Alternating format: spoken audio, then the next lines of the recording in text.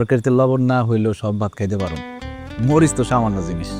দেখ আমার পোলায় কি কয়, আরে আমার 7 জন্মের ভাগ্য তোর মতো একটা ছেলে আমি পেটে ধরছিলাম। খা বাবা খা।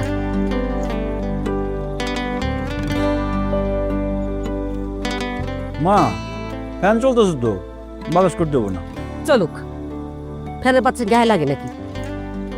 আর তুই তো জন্মের পর থেকে একেবারে গরম সহ্যই করতে পারস না।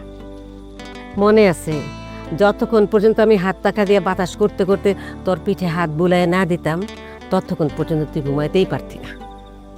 তখন তো আমি ছোট ছিলাম, এখন আমি বড় হয়েছি না। ও বড় হইছো? হ্যাঁ, মার কাছে পোলা কোনোদিন বড় হয় না। এখন যদি আমি তোমার বাতাস না করি, তাহলে এই গরমের মধ্যে তাড়াহুড়ো করে তুমি যে কদ্দূর খাইবা এটা আমার জানা আছে। নাও খাও।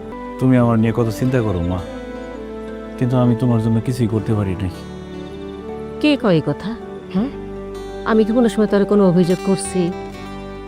তুই আমার কত সোনার টুকরা ছেলে, কত খেয়াল রাখোস আমার।